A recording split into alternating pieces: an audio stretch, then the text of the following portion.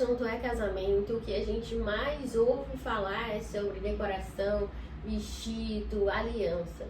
Mas o que dura mais, né? O que dura e perdura durante o casamento, pouco se fala, que é sobre os regimes que compõem esse casamento. Você sabe qual é o regime que rege o seu casamento hoje ou a sua união estável?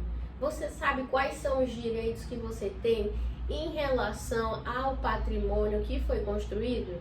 Para quem não me conhece, eu me chamo Maria Clara, sou advogada, atuo na área do direito de família e estou fazendo esse vídeo melhor como funciona cada regime de bem. E se você ainda não casou, é uma oportunidade de você conhecer melhor como funciona e a partir daí poder escolher qual se encaixa melhor na sua situação.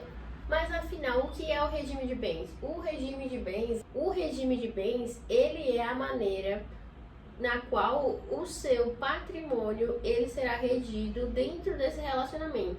E quando está falando de patrimônio, está falando do patrimônio que foi construído antes do casamento, o patrimônio que vai ser construído durante esse casamento. Por isso que é importante entender melhor sobre o regime de bens e principalmente escolher da maneira que seja mais proveitosa para você. E o regime mais comum que a gente tem é o regime da comunhão parcial de bens. E isso quer dizer o seguinte, que a partir do momento que você casa, os bens adquiridos durante o casamento, ele será administrado de maneira igualitária entre o casal e que em caso de separação, os bens que foram construídos nesse período, ele também vai ser dividido de maneira igualitária. E isso quer dizer o seguinte, que mesmo quando uma pessoa não contribui de maneira financeira, ou seja, paga, esse bem também vai ser dividido. Por exemplo, se você comprou um apartamento durante esse casamento e esse apartamento você pagou sozinho, ninguém contribuiu. Esse apartamento, se você tiver no regime da comunhão parcial de bens, ele vai ser dividido de maneira igualitária, independente se a outra parte contribuiu ou não para aquela compra. Ah, e vale lembrar que esse regime, ele também é válido e é obrigatório para aqueles casais que vivem sem qualquer tipo de regulamentação ou sem que o casamento seja feito no cartório, né? Ou seja, aquelas pessoas que têm uma união.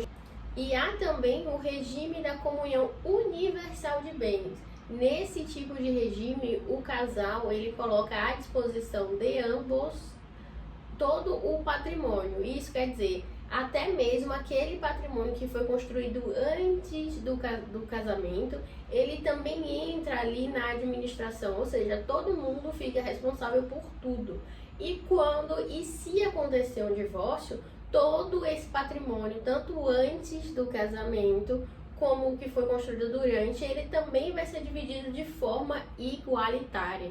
E um outro regime de bem que a gente também tem é o regime da separação total de bens. Pelo nome eu acho que já fica fácil de compreender qual é esse regime. Bom, nesse tipo de regime o casal separa todo o patrimônio que existe. E isso quer dizer que cada um fica responsável por administrar a parte que é responsável dos seus bens. E em caso de separação, o que vai acontecer é cada um vai ficar com o que construiu, mesmo o que era anterior ao casamento e o que foi construído durante o período de casamento. Agora eu quero saber se você ficou com alguma dúvida em relação a essas questões do regime de bens, se você conhecia esses 3 tipos de regime, e eu quero saber qual é o seu regime de bens. Você sabe como é que é?